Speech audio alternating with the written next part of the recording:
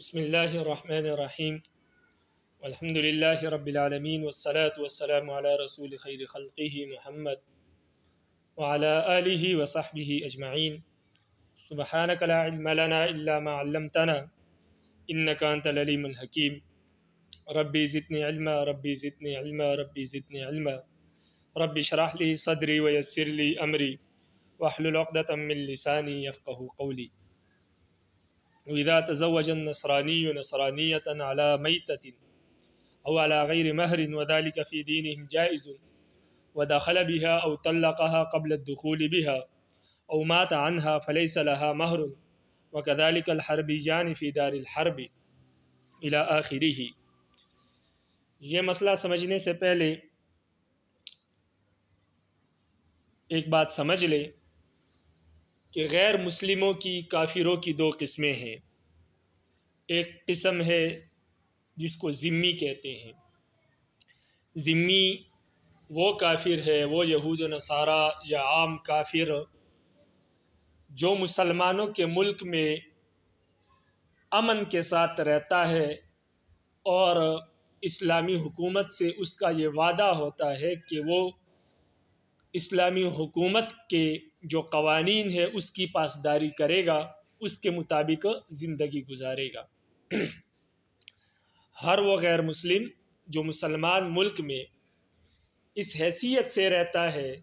کہ وہ مسلمان ملک کی حکومت کے احکامات کی پاسداری کرے گا، شریعت کی پاسداری کرے گا، شریعت کے احکامات کی پاسداری کرے گا اور امن کے ساتھ رہے گا اور یہاں رہنے کا وہ ٹیکس ادا کرے گا، تو اس کو ذمی کہتے ہیں۔ اس کی جان مال اسی طرح محترم ہے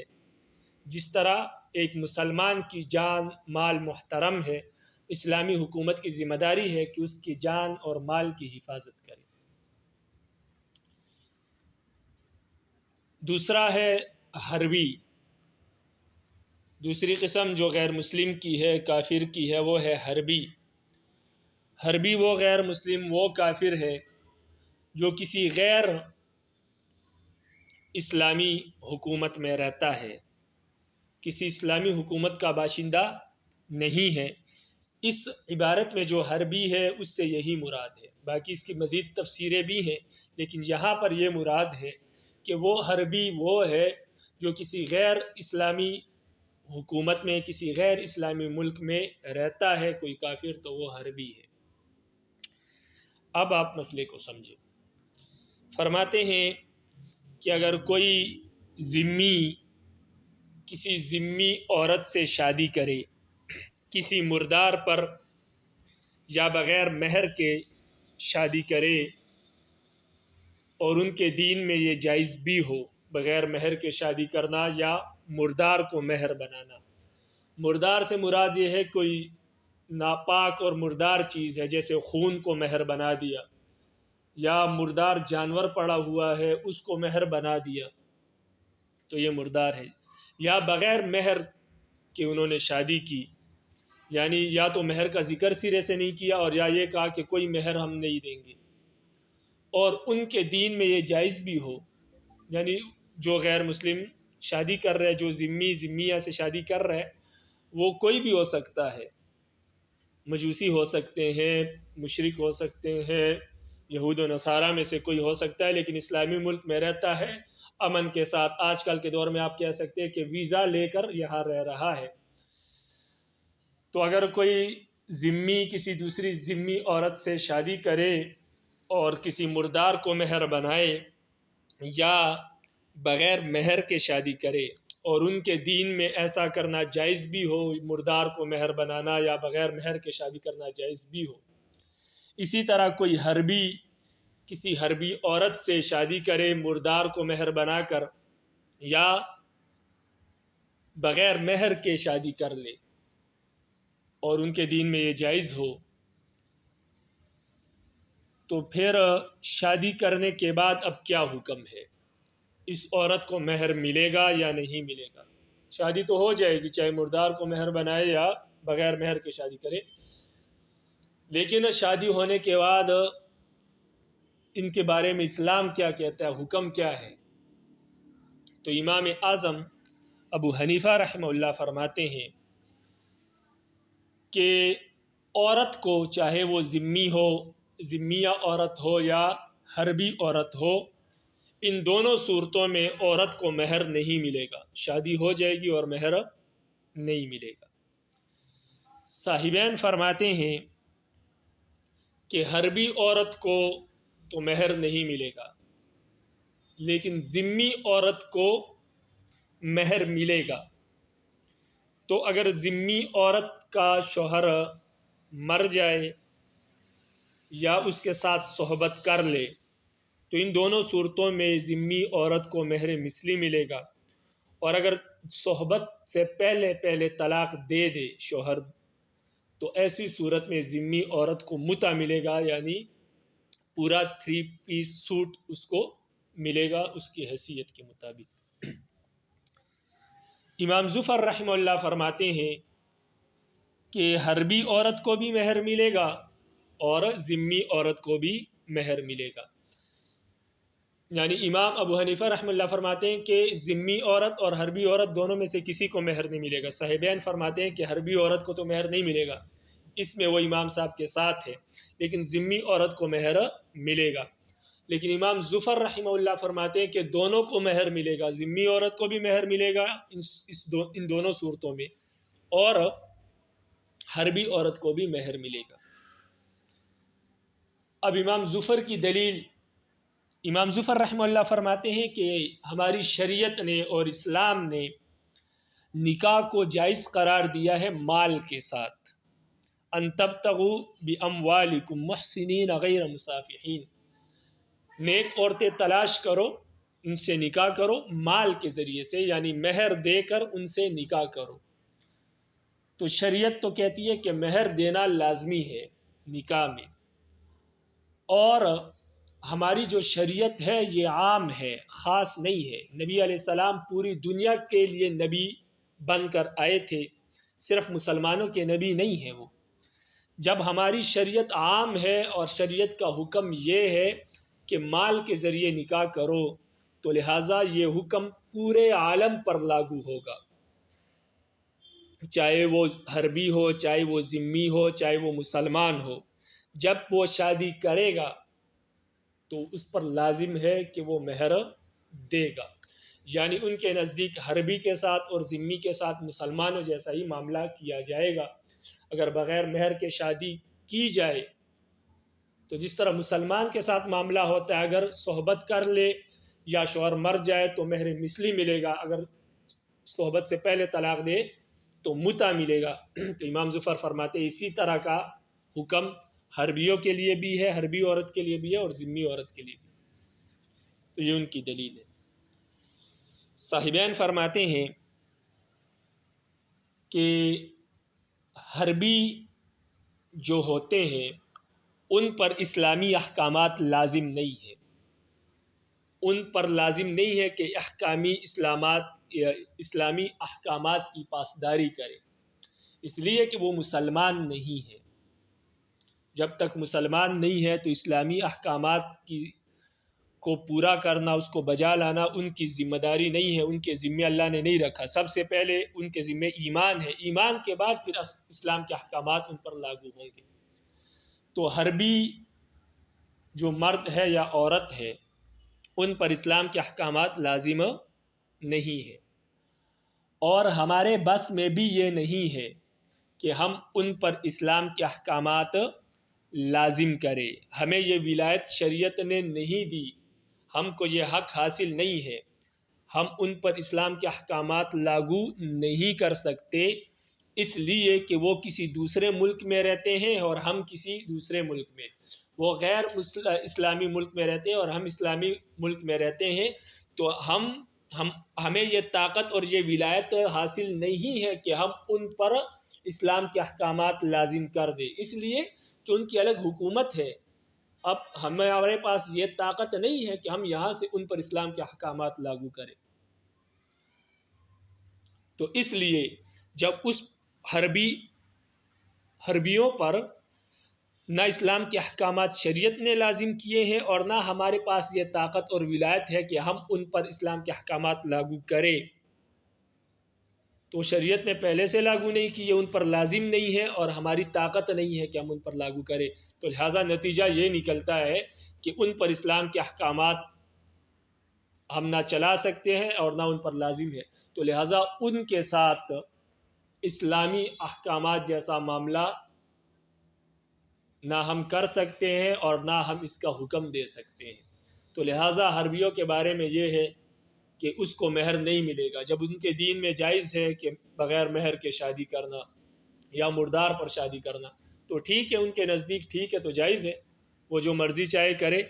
اب اسلام پر تو وہ عمل کرتے نہیں ہیں کیونکہ اسلام کے احکامات ان پر ابھی لازم نہیں ہے، اور ہم ان پر لاگو نہیں کر سکتے کیونکہ ہمارے پاس طاقت نہیں ہے، تو لہٰذا جو ان کا دین ہے، جو ان کا مذہب ہے، اس کے مطابق وہ عمل کریں گے۔ تو لہٰذا ہم ان کو یہ فیصلہ نہیں سنا سکتے کہ وہ اسلام کے مطابق عمل کریں، تو لہٰذا ان پر اسلام کے مطابق عمل کرنا ضروری بھی نہیں ہے، تو لہٰذا جو فیصلہ انہوں نے کیا ان کے مذہب میں جائز ہے کہ بغیر مہر کے شادی کی، تو لہٰذا عورت کو مہر نہیں ملے گا، حربی عورت کو، لہٰذا اسی طرح ان کی یہ شادی جائز ہوگی۔ لیکن جو ذمی ہے، ان پر اگرچہ اسلام کے احکامات لازم نہیں ہیں، لیکن انہوں نے اسلامی حکومت میں رہ کر خود یہ وعدہ اور یہ عہد کیا ہے کہ ہم اسلامی احکامات کی پاسداری کریں گے، تو لہٰذا انہوں نے اپنے اوپر اسلام کے احکامات خود لازم کیے ہیں۔ اب اسلام کے کون سے احکامات ان پر لازم ہے؟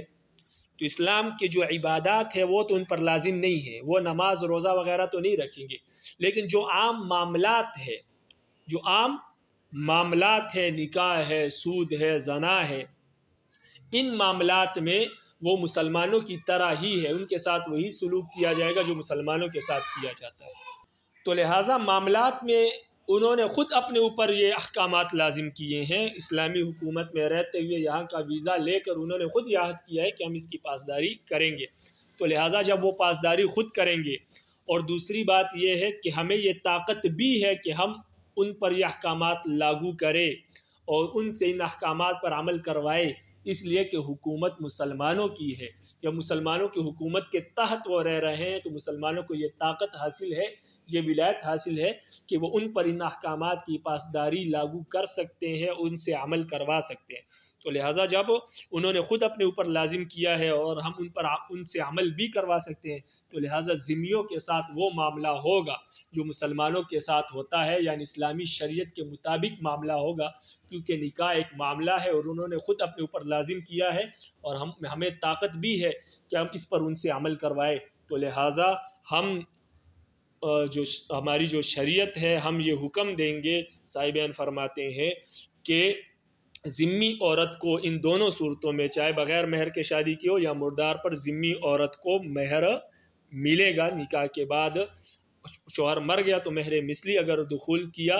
صحبت کی تب بھی مہر مثلی ملے گا، اور اگر دخول سے پہلے طلاق دی تو متع ملے گا، یہ صاحبین کی دلیل۔ امام اعظم ابو حنیفہ رحمہ اللہ فرماتے ہیں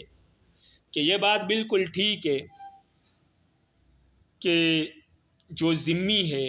ان پر ہمارے احکامات میں جو عبادات ہے وہ لازم نہیں ہے، یعنی روزہ زکوٰۃ وغیرہ تو ان پر لازم نہیں ہے، کیونکہ انہوں نے ابھی تک ایمان قبول نہیں کیا ہے، تو یہ تو عبادات بغیر ایمان کے قبول نہیں ہے، لیکن ان پر معاملات میں اسلامی احکامات کی پاسداری لازم ہے۔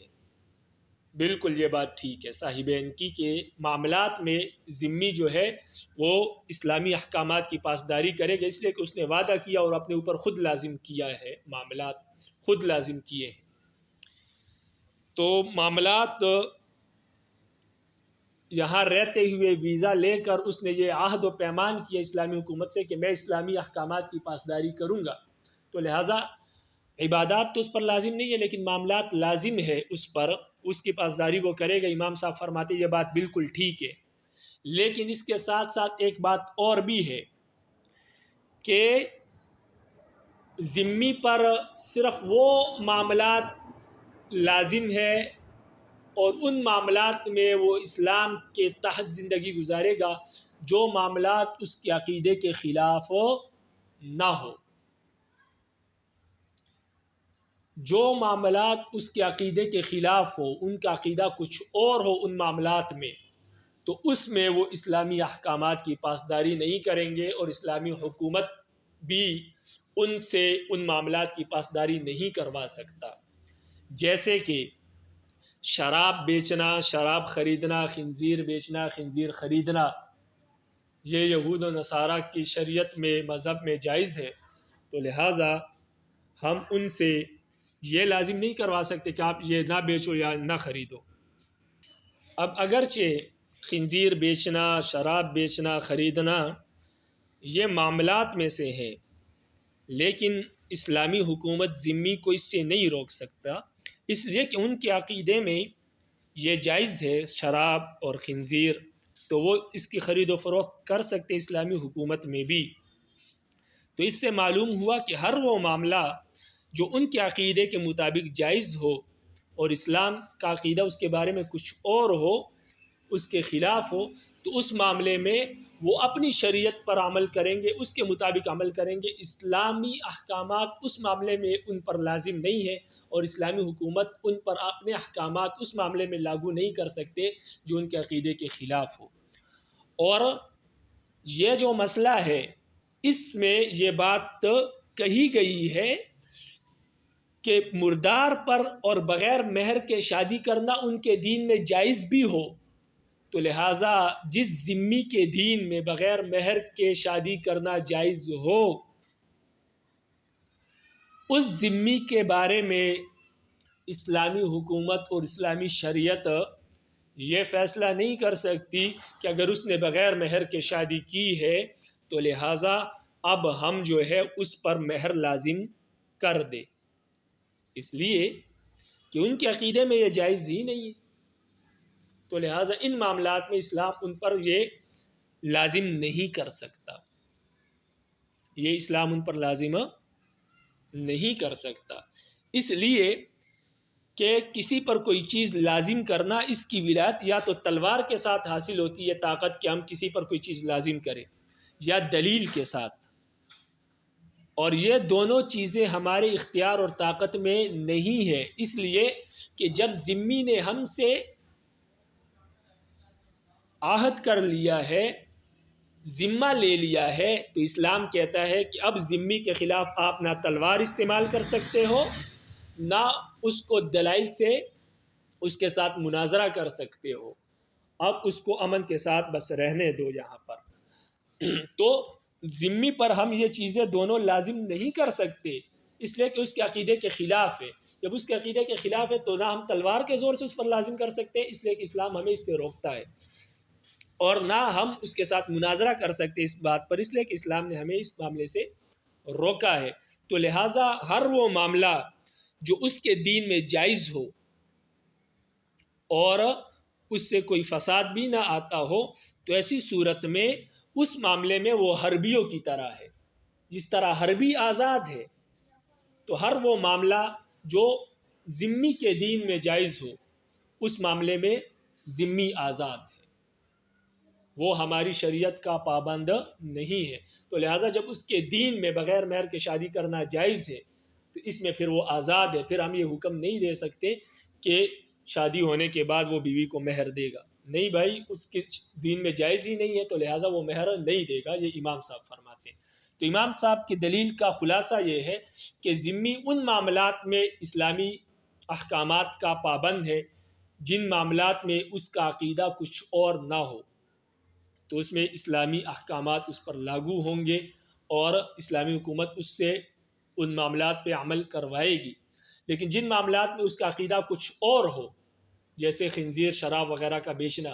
تو ان معاملات میں وہ آزاد ہے، اسلامی احکامات کا پابند نہیں ہے، اور لہٰذا مسئلے میں یہ بیان ہوا تھا کہ ان کے دین میں یہ جائز بھی ہو بغیر مہر کے شادی کرنا، تو لہٰذا جب جائز ہے تو اب وہ آزاد ہے، اب ہم نہیں کہہ سکتے اس کو کہ آپ مہر دو، تو لہٰذا بغیر مہر کے وہ شادی کرے گا، اور پھر بعد میں اس پر مہر لازم بھی نہیں ہوگا، اس پر کوئی ضروری نہیں ہے کہ وہ بیوی کو مہر دے۔ باقی صاحبین نے یہ کہا تھا کہ دیکھو شراب، دیکھو سود میں اور زنا وغیرہ میں جو ہے ذمی اسلامی احکامات کا پابند ہے، تو لہٰذا اس سے معلوم ہوا کہ تمام معاملات میں پابند ہے، تو امام صاحب فرماتے ہیں کہ نہیں، زنا جو ہے وہ تمام ادیان میں ہر دین میں ناجائز اور حرام ہے۔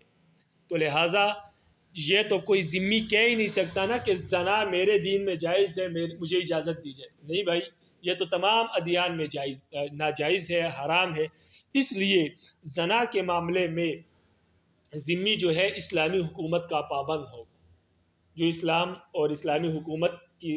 کا قانون ہوگا اس کا پابند ہوگا، اس کے مطابق اس کے ساتھ معاملہ کیا جائے گا۔ اگر یہ شادی شدہ ہے اور زنا کرے، اس پر ثابت ہو جائے تو سر قلم کیا جائے گا، سنسار کیا جائے گا، اور اگر شادی شدہ نہیں ہے تو پھر کوڑے مارے جائیں گے، اس لیے کہ زنا تمام ادیان میں حرام ہے، تو لہٰذا ذمی کے دین میں بھی حرام ہوگا، لہٰذا اس معاملے میں یہ اسلامی حکومت کا پابند رہے گا۔ تو لہٰذا ہم نے یہ بات پہلے کی تھی کہ جس معاملے میں اس کا عقیدہ کچھ اور نہ ہو، اس معاملے میں اسلامی احکامات کا پابند رہے گا۔ اسی طرح جو سود ہے، تو سود اگرچہ بعض ادیان میں پہلے جائز تھا، یہود و نصارہ وغیرہ میں یا کسی موقع پر بھی جائز تھا، لیکن نبی علیہ السلام نے سود کو مستثنا کر دیا ہے معاملات سے، اس لیے کہ نبی علیہ السلام نے فرمایا کہ جو بھی ذمی یا جو بھی غیر مسلم سود کرے گا تو ہمارے اور اس کے درمیان کوئی عہد و پیمان نہیں ہے، ہم اس کے ساتھ کوئی معاملہ اور کوئی عہد نہیں کرتے، ہم اس کی کوئی ذمہ داری نہیں اٹھاتے۔ تو لہٰذا سود کو مستثنا کیا ہے۔ اگر ذمی کہتے ہیں مجھے سود کی اجازت دو، میرے دین میں سود جائز ہے، تو ہم اس کی اجازت نہیں دیں گے، اس لیے کہ اس کے ساتھ عہد اور پیمان تب ہی ہو سکتا ہے جب کہ وہ سود سے اپنے آپ کو بری کرے، بری ذمہ ہو جائے۔ اس لیے کہ نبی علیہ السلام نے فرمایا کہ سودی بندے کے ساتھ کوئی معاملہ نہیں ہے مسلمانوں کا۔ تو اس لیے سود اور زنا، یہ سود مستثنا ہے باقی معاملات سے، اور باقی ہر وہ معاملہ جس میں جو ان کے دین میں ناجائز ہے اس میں اسلام کے احکامات کی پابندی ضروری ہے، اور اسی طرح ہر وہ معاملہ جو ان کے دین میں جائز ہے اور اسلام میں بھی جائز ہے اس میں پاسداری کرنا اسلامی شرائع کی اور اسلامی احکامات کی وہ ضروری ہے۔ لیکن جن معاملات میں ذمی کا عقیدہ الگ ہو اس میں اپنے عقیدے کے مطابق عمل کرے گا، اسلامی احکامات کا پابند نہیں ہے۔ یہاں تک کتاب کو دیکھے، فرماتے ہیں وَإِذَا تَزَوَّجَ النَّصْرَانِيُّ نَصْرَانِيَّةً عَلَى مَيْتَةٍ أَوْ عَلَى غَيْرِ مَهْرٍ وَذَلِكَ فِي دِينِهِمْ جَائِزٌ وَدَخَلَ بِهَا أَوْ طَلَّقَهَا قَبْلَ الدُّخُولِ بِهَا أَوْ مَاتَ عَنْهَا فَلَيْسَ لَهَا مَهْرٌ وَكَذَلِكَ الْحَرْبِيَّانِ فِي دَارِ الْحَرْبِ۔ فرماتے ہیں جب کوئی نصرانی مرد نصرانی عورت سے، یعنی عیسائی مرد عیسائی عورت سے کسی مردار پر شادی کرے یا بغیر مہر کے شادی کرے، یہاں نصرانی سے مراد ذمی ہے، بغیر مہر کے شادی کرے اور یہ ان کے دین میں جائز بھی ہو، وَدَخَلَ بِهَا أَوْ طَلَّقَهَا قَبْلَ الدُّخُولِ بِهَا أَوْ مَاتَ عَنْهَا، پھر یہ شخص، یہ ذمی اس ذمیہ عورت کے ساتھ صحبت کر لے یا اس کو دخول سے پہلے طلاق دے دے، یا یہ شخص مر جائے اور عورت رہ جائے، فرماتے ان تینوں صورتوں میں، ان دونوں صورتوں میں جو بھی ہو جائے فَلَيْسَ لَهَا مَهْرٌ، اس عورت کو مہر نہیں ملے گا۔ وَكَذَلِكَ الْحَرْبِيَّانِ فِي دَارِ الْحَرْبِ، اسی طرح جب دو حربی دار الحرب میں رہ رہے ہیں اور انہوں نے اسی طرح نکاح کیا تو اس صورت میں بھی عورت کو مہر نہیں ملے گا۔ وَهَذَا عِنْدَ أَبِي حَنِيفَةَ، اور یہ امام اعظم ابو حنیفہ رحمہ اللہ کا مسلک ہے۔ وَقَوْلُهُمَا فِي الْحَرْبِيَّيْنِ، اور صاحبین کا جو مسلک ہے، جو قول ہے حربیوں کے معاملے میں، وہ یہی ہے، یعنی صاحبین فرماتے ہیں کہ حربیوں کو کچھ نہیں ملے گا، ان کا بھی یہی مسلک ہے حربیوں کے بارے میں جو امام صاحب کہے۔ وَأَمَّا فِي الذِّمِّيَّةِ،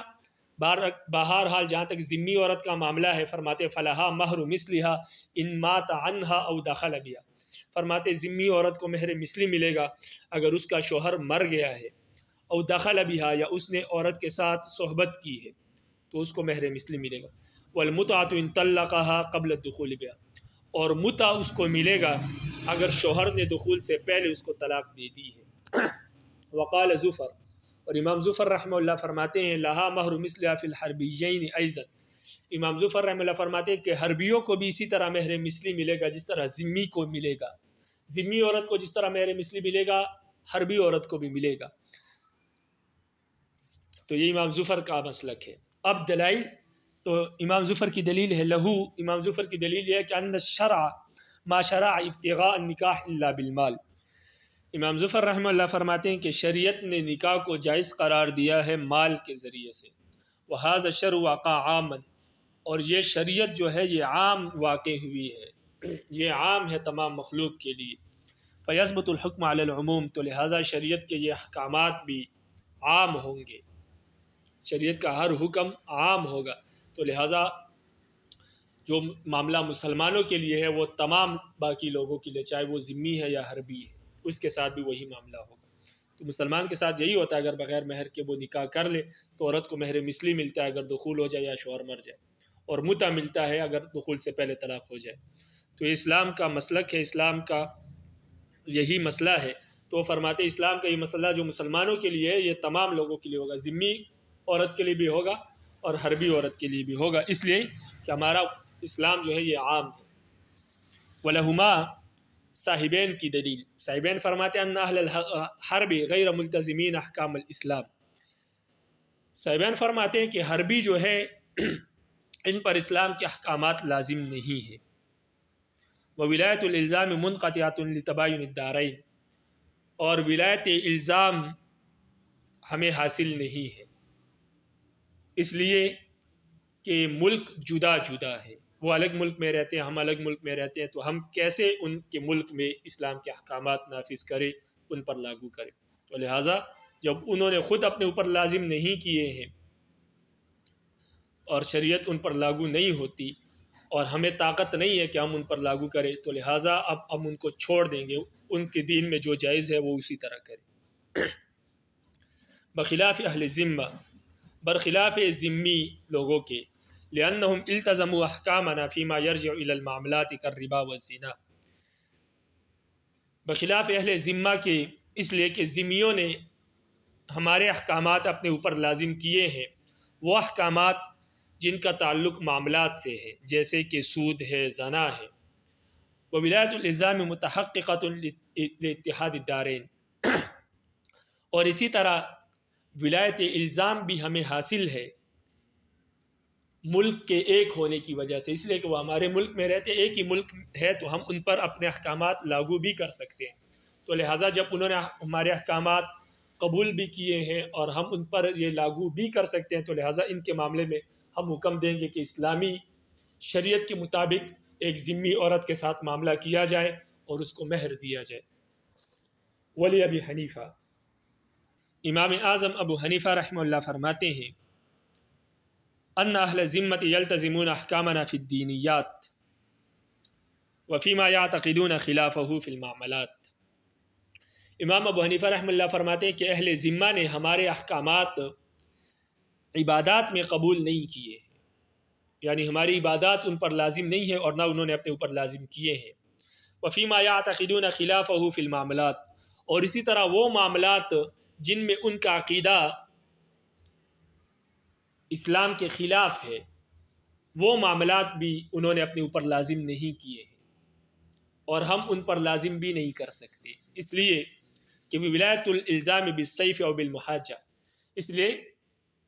کہ کسی پر کوئی چیز لازم کرنا یا تلوار کے ذریعے سے ہوتا ہے یا دلائل کے ذریعے سے، وَكُلُّ ذَلِكَ مُنْقَطِعَةٌ عَنْهُمْ بِاعْتِبَارِ عَقْدِ الذِّمَّہ، اور یہ دونوں چیزیں ہمارے اختیار میں نہیں ہیں، ہم سے منقطع ہیں، نہ تو ہم تلوار کے ذریعے سے ان پر یہ احکامات لازم کر سکتے ہیں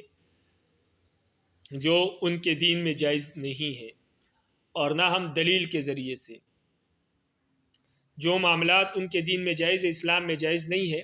تو ان میں ان کا عقیدہ اسلام کے خلاف ہے، تو یہ معاملات نہ ہم ان پر تلوار کے ذریعے سے لازم کر سکتے ہیں نہ دلائل کے ذریعے سے، اس لیے کہ باعتبار عقد ذمہ، عقد ذمے کی وجہ سے ہم نے جو ان کے ساتھ یہ عہد کیا ہے کہ ہم آپ کے مال و جان کی حفاظت کریں گے، تو اس عقد کی وجہ سے اب وہ ہماری ذمہ داری ہے، نہ ہم ان کے خلاف تلوار اٹھا سکتے ہیں نہ ان کے ساتھ مناظرے کر سکتے ہیں، اس لیے ان معاملات میں وہ آزاد ہے جن معاملات میں ان کا عقیدہ اسلام کے خلاف ہے۔ باقی انہوں نے جو یہاں رہتے ہوئے ٹیکس ادا کرتے ہوئے ہم سے معاہدہ کیا ہے تو ان معاملات میں کیا ہے جو ان کے دین میں بھی ناجائز ہے، یا ان کے دین میں جائز ہے اور اسلام میں بھی جائز ہے، ان میں وہ اسلام کے احکامات کی پابند رہیں گے۔ تو فرماتے وما یدینون فصاروا کاہل الحرب، فرماتے ذمی ان معاملات میں جو ان کے دین میں جائز ہے، جن کو اپنا دین سمجھتے ہیں، ان میں وہ اہل حرب کی طرح ہے، یعنی جس طرح اہل حرب آزاد ہے، حربی آزاد ہے، اسلام کے احکام کا پابند نہیں ہے، اسی طرح ذمی بھی اپنے دینی معاملات میں جو ان کے دین میں جائز ہے، اسلام میں ناجائز ہے، ان معاملات میں ذمی آزاد ہے، جیسے کہ شراب اور خنزیر کی مثال ہے۔ باقی جو صاحبین نے کہا تھا کہ تمام معاملات میں ذمی جو ہے اسلامی احکامات کا پابند ہے، اور انہیں مثال دی تھی زنا کی، تو امام صاحب فرماتے ہیں کہ زنا کی مثال دینے سے تمام معاملات میں ان کا اسلامی احکامات کا پابند ہونا یہ لازم نہیں آتا، اس لیے کہ بخلاف زنا کے لیے انه حرام فی الادیان کلیہ، زنا تمام ادیان میں حرام ہے، لہٰذا تو یہ ذمی کے دین میں بھی حرام ہے، تو لہٰذا اس لیے زنا کے معاملے میں وہ اسلامی احکامات کا پابند ہوگا۔ آپ کوئی ایسی مثال پیش کریں جو اسلام میں ناجائز ہو اور ان کے دین میں جائز ہو، اور اس کے باوجود بھی اسلام نے ان کو حکم دیا ہے کہ نہیں، اس میں اسلامی احکامات کی پابندی کریں گے آپ، ایسی کوئی مثال پیش کرو نا۔ زنا تو تمام معاملات میں، تمام ادیان میں ناجائز ہے، اس لیے زنا میں تو وہ ہمارے اسلامی احکامات کے پابند رہیں گے، تو لہٰذا اس سے صرف زنا کی مثال پیش کرنے سے تمام معاملات میں ان کا ہمارا پابند ہونا لازم نہیں آتا۔ ہم نے مثال دی ہے، امام صاحب فرماتے ہیں، ہم نے خنزیر اور شراب کی مثال دی ہے کہ مسلمانوں کے لیے ناجائز ہے، اسلام میں ناجائز ہے اس کی خرید و فروخت، لیکن ذمیوں کو اسلام نے اجازت دی ہے کہ وہ خرید و فروخت کرے، تو اس سے معلوم ہوا کہ جن معاملات میں ان کا عقیدہ ہمارے خلاف ہے، اس میں وہ آزاد ہے، اس میں وہ اسلامی احکامات کے پابند نہیں ہے۔ دوسری مثال آپ نے دی سود کی، تو سود کے بارے میں آپ یہ کہہ سکتے ہیں کہ سود تو ذمیوں کے دین میں جائز ہے، لیکن اس کے باوجود اسلام نے اس سے روکا ہے، تو اس سے معلوم ہوا کہ ان کے دین میں بے شک کوئی چیز جائز ہو تب بھی اسلامی احکامات کی پاسداری کرے گا ذمی۔ تو امام صاحب فرماتے ہیں کہ بات یہ ہے کہ والربا مستثنی عن عقودہم، یہ ربا جو ہے، سود جو ہے، یہ ان کے عقود اور معاملات سے مستثنا ہے۔ سود جو ہے وہ اس لیے مستثنا ہے لقوله علیہ السلام، اس لیے کہ نبی علیہ السلام نے فرمایا الا سنو من اربا فلیس بیننا وبینہ عہد، جو بندہ سود کرے گا ہمارے اور اس کے درمیان کوئی عہد و پیمان نہیں ہے، ہم ان سے کوئی معاملہ، کوئی عہد نہیں کرتے، کوئی ذمہ داری اس کی نہیں لیتے۔ تو اس سے معلوم ہوا کہ ذمی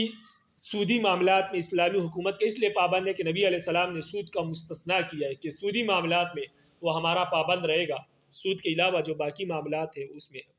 حکم الگ ہے۔ سود کو نبی علیہ السلام نے مستثنا کیا ہے، اس لیے سود کی مثال آپ پیش نہ کریں، کوئی ایسی مثال پیش کرے جو نبی علیہ السلام نے مستثنا نہ کی ہو۔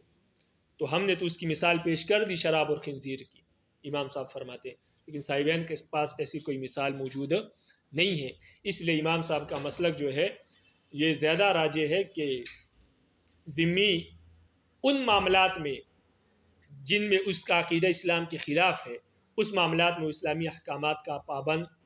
نہیں ہے اور اس کی پاسداری ضروری نہیں ہے۔ آگے فرماتے ہیں وَقَوْلُهُ فِي الْكِتَابِ وَلَا غَيْرِ مَهْرٍ يَحْتَمِلُ نَفْيَ الْمَهْرِ وَيَحْتَمِلُ السُّكُوتَ وَقَدْ قِيلَ فِي الْمَيْتَةِ وَالسُّكُوتِ رِبَايَتَانِ وَالْأَصَحُّ أَنَّ الْكُلَّ عَلَى الْخِلَافِ۔ یہاں سے ایک بات ذکر کر رہے ہیں کہ اوپر متن میں آپ دیکھیں وَإِذَا تَزَوَّجَ النَّصْرَانِيُّ نَصْرَانِيَّةً عَلَى مَيْتَةٍ وَعَلَى غَيْرِ مَهْرٍ، کہ کوئی نصرانی یعنی ذمی مرد کسی ذمی عورت سے شادی کرے مردار پر یا بغیر مہر کے۔ فرماتے بغیر مہر کے دو مطلب ہو سکتے ہیں، اور میں نے آپ کو تشریح میں بتائے بھی تھے، وہ دو مطلب یہ ہے کہ یا تو نکاح کرتے وقت مہر کی نفی کر دے کہ میں آپ کو مہر دوں گا ہی نہیں، یہ کہہ دے، اور یا کچھ بھی نہ کہے، صرف خاموش رہے، مہر کا کوئی ذکر نہ کرے۔ فرماتے دونوں مراد ہے، یہ دونوں کا احتمال رکھتا ہے۔ یہ بھی ممکن ہے کہ مہر کی نفی مراد ہو اور یہ بھی ممکن ہے کہ خاموشی مراد ہو، لیکن بہرحال یہ عبارت دونوں کو شامل ہے، چاہے وہ نفی کر دے اور چاہے وہ خاموش رہے، ذکر نہ کرے، دونوں صورتوں میں نکاح ہو جائے گا، اور باقی پھر مسئلہ یہی ہوگا آگے۔ باقی آگے جو فرمائے وقت قیل فی المیتۃ والسکوت روایتان، یہاں سے فرماتے ہیں کہ امام محمد رحمہ اللہ سے کہا گیا ہے کہ دو روایتیں ہیں اس مسئلے میں۔ ایک روایت یہ ہے کہ وہ امام صاحب کے ساتھ ہے، امام صاحب کا جو مسلک ہے ان کا بھی وہی مسلک ہے، اور دوسری روایت یہ ہے کہ نہیں، وہ امام صاحب کے خلاف ہے اس مسئلے میں، جیسے کہ تشریح میں گزر چکا کہ ان کا مسلک ذمیوں کے بارے میں الگ ہے اور حربیوں کے بارے میں الگ ہے،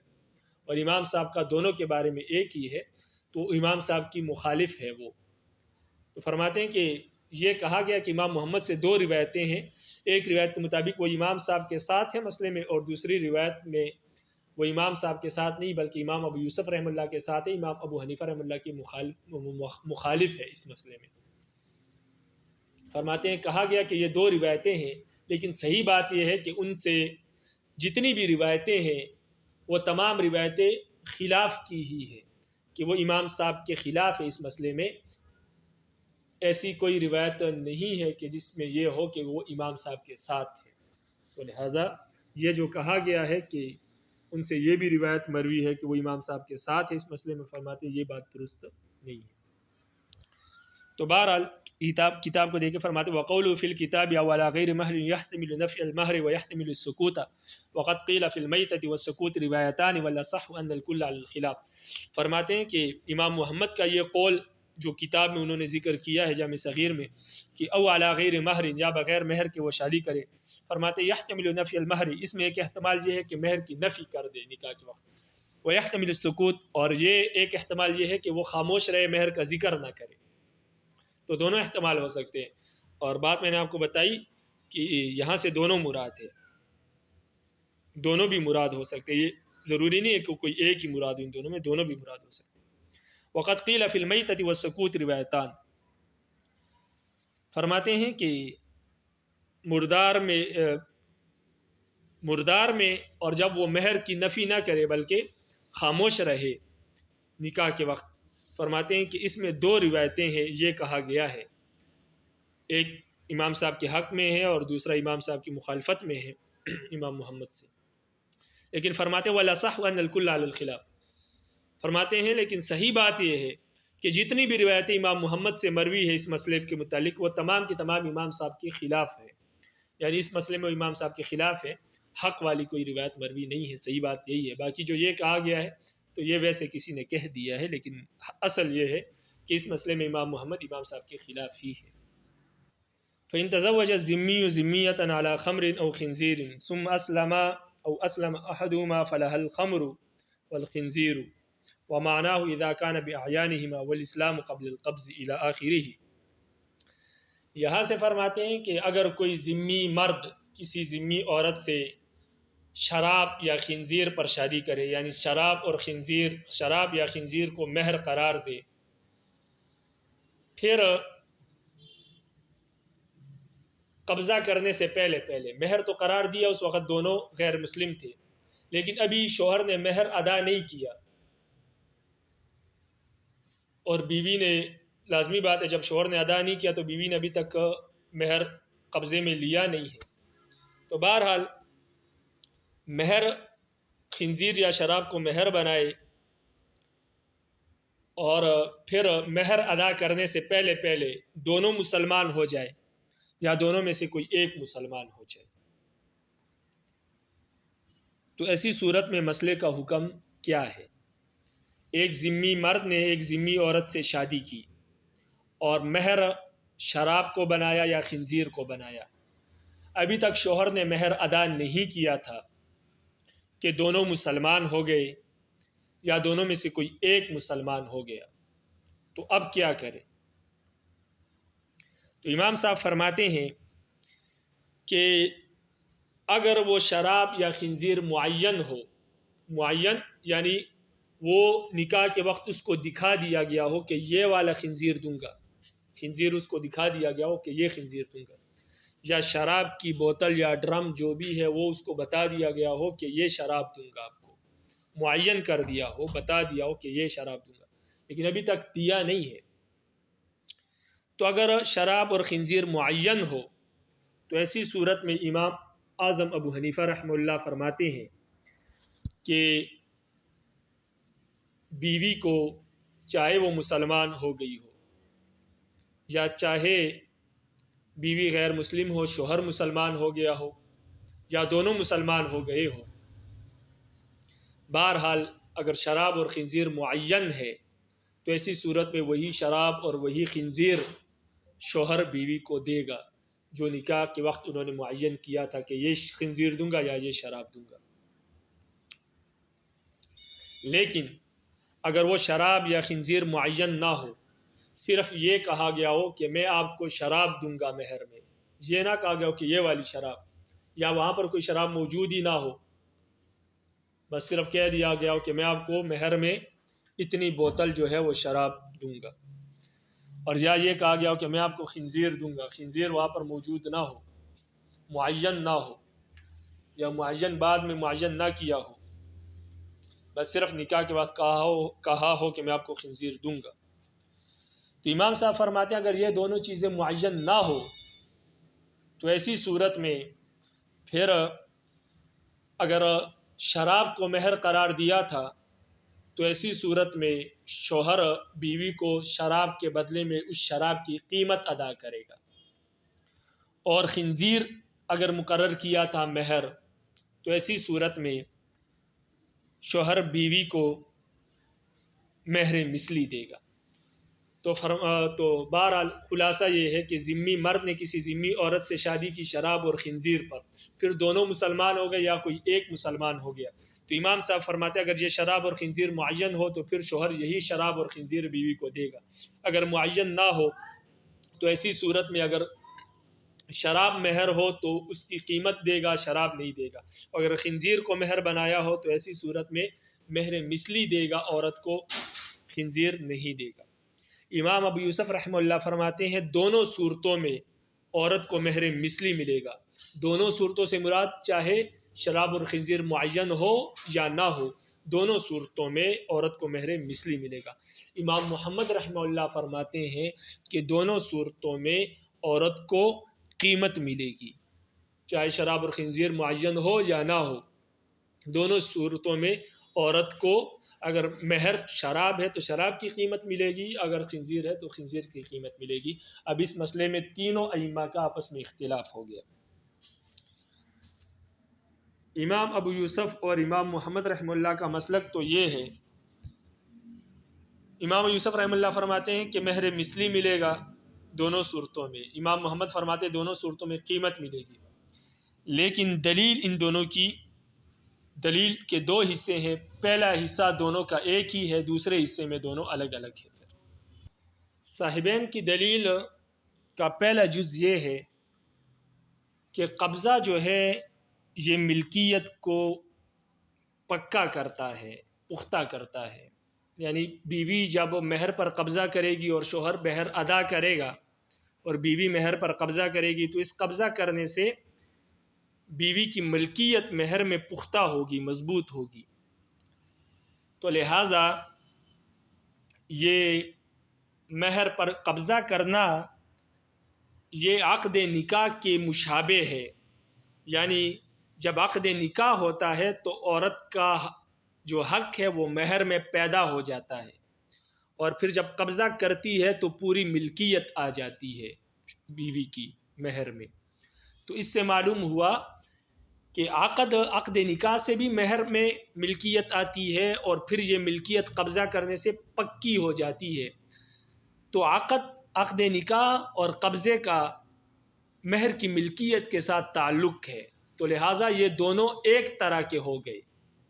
عقد نکاح اور قبضہ ایک طرح کا ہو گیا.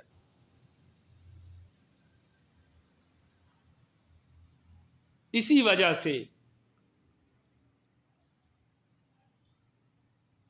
اسلام کی حالت میں خنزیر اور شراب پر قبضہ کرنا، اس کو مہر میں لے لینا، یہ جائز نہیں ہے،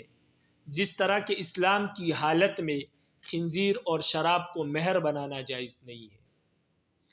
کیوں؟ اس لیے کہ عقد اور قبضہ دونوں ایک دوسرے کے مشابہ ہیں، ایک طرح ہے۔ ایک طرح اس لیے ہے کہ جس طرح عقد سے ملکیت آتی ہے تو اسی طرح قبضہ کرنے سے وہ ملکیت پکی ہو جاتی ہے، تو لہذا دونوں ایک دوسرے کے مشابہ ہیں۔ جب مشابہ ہیں تو جس طرح اسلام کی حالت میں جب دونوں مسلمان ہو تو شراب اور خنزیر پر عقد کرنا، شراب اور خنزیر کو مہر بنانا جائز نہیں ہے، اسی طرح شراب اور خنزیر پر اسلام کی حالت میں قبضہ کرنا بھی جائز نہیں ہے۔ جب دونوں مسلمان ہیں تو پھر بے شک پہلے مہر بنایا تھا لیکن اب تو مسلمان ہیں اور قبضہ عقد کی طرح ہے، تو جب عقد کرنا جائز نہیں ہے خنزیر اور شراب پر تو قبضہ کرنا بھی جائز نہیں ہے، کیونکہ قبضہ اور عقد ایک طرح ہے۔ تو لہٰذا جب عقد کیا تو اس وقت تو چلو مسلمان نہیں تھے، عقد تو ہو گیا، لیکن اب جب قبضہ کر رہا ہے اور شوہر ادا کر رہا ہے تو اس وقت تو مسلمان ہے، تو لہٰذا قبضہ نہ کرے، کیونکہ قبضہ عقد کی طرح، اگر پہلے سے مسلمان ہوتے تو عقد کرنا ان کے لیے جائز نہیں تھا، عقد نکاح شراب اور خنزیر کو مہر بنانا جائز نہیں تھا، اس بنیاد پر عقد کرنا جائز نہیں تھا، تو لہٰذا چلو اس وقت تو مسلمان نہیں تھے، لیکن اب قبضہ عقد کی طرح ہے، تو لہٰذا جب مسلمان ہو گئے تو اب قبضہ کرنا جائز نہیں ہے۔ تو اس سے معلوم ہوا کہ حالت عقد اور حالت قبضہ ایک طرح ہے، دونوں ایک دوسرے کے مشابہ ہیں۔ قبضہ اور عقد ایک حیثیت رکھتے ہیں، ایک طرح کے ہیں۔ جب ایک طرح کے ہیں تو امام ابو یوسف رحمہ اللہ فرماتے ہیں کہ اگر دونوں مسلمان ہو اور شراب اور خنزیر کو مہر بنائیں تو ایسی صورت میں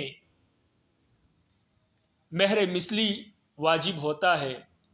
شوہر بیوی کو مہر مثلی دے گا۔ اگر مسلمان شراب اور خنزیر کو مہر بنائے تو چونکہ مسلمان تو شراب اور خنزیر نہیں دے سکتا اور بیوی اس پر قبضہ نہیں کر سکتی، تو لہٰذا بیوی کو مہر مثلی ملتا ہے۔ تو لہٰذا اس مسئلے میں اگرچہ جب عقد کیا تھا دونوں مسلمان نہیں تھے، دونوں مسلمان نہیں تھے، شراب اور خنزیر کو مہر بنا دیا، لیکن اب جب قبضہ کرنے کی باری آئی تو اب تو دونوں مسلمان ہیں اور قبضہ عقد کی طرح ہے۔ اگر عقد ہوتا اسلام کی حالت میں تو شراب اور خنزیر نہ ملتا بلکہ مہر مثلی ملتا، تو لہٰذا قبضہ عقد کی طرح ہے، تو لہٰذا قبضے کے وقت بھی شراب اور خنزیر نہیں ملے گا بیوی کو، بلکہ اس کی جگہ شوہر پر مہر مثلی واجب ہے کہ وہ بیوی کو مہر مثلی دے، تو لہٰذا بیوی کو مہر مثلی ملے گا۔ امام محمد رحمہ اللہ کے نزدیک بھی قبضہ عقد کی طرح ہے، لیکن وہ فرماتے ہیں کہ جب عقد ہوا تھا، عقد نکاح کر رہے تھے، اس وقت یہ دونوں غیر مسلم تھے، اس وقت انہوں نے شراب اور خنزیر کو مہر قرار دیا اور وہ مہر ان کے نزدیک مال ہے، اس وقت ان کے نزدیک وہ مال تھا، تو انہوں نے مال پر نکاح کیا، لیکن اسلام کی وجہ سے اب جس مال پر انہوں نے نکاح کیا، اب مسلمان ہونے کے بعد وہ مال دینا یا اس مال پر قبضہ کرنا، یعنی شراب اور خنزیر پر قبضہ کرنا اب ان کے لیے جائز نہیں ہے اسلام کی وجہ سے، لیکن پہلے انہوں نے مال پر ہی کیا کیا تھا، عقد کیا تھا۔ اور مسئلہ یہ ہے کہ نکاح اگر مال پر ہو جائے اور بعد میں وہ مال جس پر نکاح ہوا تھا اس کا دینا ممکن نہ ہو تو ایسی صورت میں اس مال کی قیمت دی جاتی ہے۔ مثال اس کی یہ ہے کہ کوئی شخص نکاح کرے اور کسی غلام کو مہر بنائے کہ مہر میں آپ کو یہ غلام دوں گا، اور پھر وہ غلام مہر میں دینے سے پہلے فوت ہو جائے، ہلاک ہو جائے، تو ایسی صورت میں بیوی کو اس غلام کی قیمت دی جاتی ہے، مہر مثلی نہیں دیا جاتا۔ یہاں پر بھی ایسا ہی ہے کہ شراب اور خنزیر کو مہر بنایا تھا، اس وقت یہ دونوں غیر مسلم تھے، ان کے نزدیک یہ مال تھا اور اس کو مہر بنانا جائز تھا ان کے نزدیک اس وقت، لیکن اسلام لانے کے بعد اب وہ شراب اور خنزیر دے نہیں سکتے ایک دوسرے کو، اور بیوی اس پر قبضہ نہیں کر سکتی، شوہر دے نہیں سکتا، بیوی قبضہ نہیں کر سکتی، تو لہٰذا یہ ایسا ہو گیا کہ ایسا مال ہو گیا کہ جو نکاح کے وقت تو مال تھا لیکن اب اس مال کا دینا ممکن نہیں ہے، جیسے کہ ایک غلام کو مہر قرار دیا اور وہ مر جائے، اب اس کا دینا ممکن نہ ہو تو اس کی قیمت دی جاتی ہے۔ تو لہٰذا یہاں پر بھی شراب اور خنزیر کی قیمت دی جائے گی، مہر مثلی نہیں دی جائے گی۔ یہ امام محمد کا مسلک ہے۔ تو ان کی دلیل کا پہلا جز تو وہی ہے جو امام ابو یوسف رحمہ اللہ کی دلیل کا ہے، لیکن بعد میں آ کے یہ تبدیل ہو جاتے ہیں، یہ فرماتے ہیں کہ وہ مال ہے عقد کے وقت اور اب اس مال کا دینا ممکن نہیں تو قیمت دی جائے گی۔ لیکن امام ابو یوسف رحمہ اللہ فرماتے ہیں کہ عقد اور قبضہ ایک طرح کا ہے، تو لہٰذا جب اسلام کی حالت میں عقد ہو جائے تو مہر مثلی ملتا ہے، تو لہٰذا جب عقد پہلے ہو گیا تو قبضہ عقد کی طرح ہے، تو لہٰذا جب قبضہ ہوگا تو اس وقت جب دونوں مسلمان ہیں تو لہٰذا مہر مثلی ہی ملے گا، اس لیے کہ عقد اگر ہوتا مہر مثلی ملتا، تو لہٰذا قبضے کے وقت بھی جب شراب اور خنزیر ہے تو لہٰذا مہر مثلی ملے گا۔ ولی ابی حنیفہ ان الملک فی الصداق المعین یتم بنفس العقد ولہذا تملک التصرف فیہ وبالقبض ينتقل من زمان الزوج الى زمانها وذلك لا يمتنع بالاسلام كاسترداد الخمر المغصوب۔ امام ابو حنیفہ رحمۃ اللہ کا مسلک آپ نے پڑھا کہ اگر شراب اور خنزیر معین ہو نکاح کے وقت تو ایسی صورت میں وہی شراب اور خنزیر دی جائے گی، نہ مہر مثلی دیا جائے گا بیوی کو، چاہے مسلمان ہو جائے دونوں تب بھی، یا ایک مسلمان ہو جائے تب، وہی شراب اور خنزیر دیا جائے گا اگر معین ہے، نہ مہر مثلی دیا جائے گا اور نہ قیمت دی جائے گی۔ وہ فرماتے ہیں کہ بات یہ ہے کہ جب مہر معین ہو تو صرف عقد نکاح سے ہی عورت کی ملکیت اس میں آ جاتی ہے، عورت اس کی مالک بن جاتی ہے، قبضے کی ضرورت نہیں ہوتی۔ یہی وجہ ہے کہ اگر مہر معین ہو نکاح کے وقت اور نکاح ہو جائے تو عورت اس مہر کی مالک بن جاتی ہے، قبضے میں لینے سے پہلے بھی وہ اس کو بیچ سکتی ہے، کسی کو دے سکتی ہے۔ اس سے معلوم ہوا کہ قبضہ کرنا ملکیت کے لیے ضروری نہیں ہے اگر مہر معین ہے۔ ہاں قبضے سے صرف اتنا ہوتا ہے کہ جب تک وہ شوہر کے پاس رہتا ہے وہ مہر معین تو شوہر کی ذمہ داری میں ہوتا ہے، اگر شوہر سے ضائع ہو جائے، وہ خود بخود ضائع کر دے اس کو یا خرچ کر دے کہیں پر، تو وہ اس کی ضمانت دے گا، اس کے بدلے میں عورت کو اس کا تاوان ادا کرے گا، بھرپائی کرے گا، اس لیے کہ بے شک اب عورت کا ہے یہ عقد نکاح، اگر مہر معین ہے تو نکاح کے ساتھ عورت کی ملکیت آ جاتی ہے، باقی جب تک قبضہ عورت نہیں کرتی تو شوہر کے پاس رہتا ہے اور شوہر کی ذمہ داری میں رہتا ہے، اگر وہ ضائع کر دے شوہر تو وہ بھرپائی کرے گا، مہر کی تاوان دے گا، اور جب عورت اپنے قبضے میں لے گی تو پہلے سے عورت کا ہی تھا، عقد نکاح کے وقت یہ عورت کا ہی ہو گیا تھا، عورت کی ملکیت اس میں آ گئی تھی، اب صرف عورت شوہر کی ذمہ داری سے نکل کر بیوی کی ذمہ داری میں آ گیا ہے، جس کا تھا اس کی ذمہ داری میں آ گیا ہے، اب اگر ضائع ہو جائے تو بیوی کا مال ہے، اس سے ضائع ہوا ہے تو شوہر اس کا ذمہ دار نہیں ہے، تو قبضہ کرنے سے ملکیت نہیں آتی، صرف ذمہ داری تبدیل ہوتی ہے، پہلے شوہر کی ذمہ داری میں تھا یہ مال، اب بیوی کی ذمہ داری میں آ گیا۔ اور ذمہ داری کا منتقل کرنا اسلام اس کے راہ میں، اس کے راستے میں رکاوٹ نہیں ہے۔ جیسے شراب اور خنزیر معین تھے نکاح کے وقت، تو جب نکاح ہوا تو یہ دونوں غیر مسلم تھے، تو وہ شراب یا خنزیر عورت کی ملکیت میں آ گیا، عورت اس کی مالک بن گئی کیونکہ معین تھا، مہر معین تھا، تو اس شراب اور خنزیر کو عورت مالک بن گئی۔ اب جب تک عورت قبضہ نہیں کرتی تو وہ شوہر کی ذمہ داری میں ہے، وہ مال شوہر کے ضمان میں ہے، لیکن جب عورت اسلام لے آئی تو اب شوہر اس کو مالک نہیں بنا رہا، مالک تو عورت پہلے سے ہے جب نکاح ہوا تھا، تو اب یہ خنزیر یا شراب عورت کا ہے تو شوہر اس بیوی کو یہ دے سکتا ہے اور یہی دے گا، اس لیے کہ یہ اس کا ہے، نکاح کے وقت اس کے مہر میں یہ آیا تھا، تو لہٰذا عورت شوہر جو ہے اس کو یہی دے گا، کیونکہ یہ اس کی مالک بن گئی تھی نکاح کے وقت۔ اب کیا ہو رہا ہے، اب جب شوہر دے رہا ہے تو اب شوہر اس کو مالک نہیں بنا رہا، اس کا مال اس کے حوالے کر رہا ہے بس، اور اسلام اس سے نہیں روکتا کہ آپ کسی کا مال اس کے حوالے کرو، بے شک وہ حرام ہو۔ جیسے کہ کسی غیر مسلم کا خنزیر یا شراب کوئی لے گیا،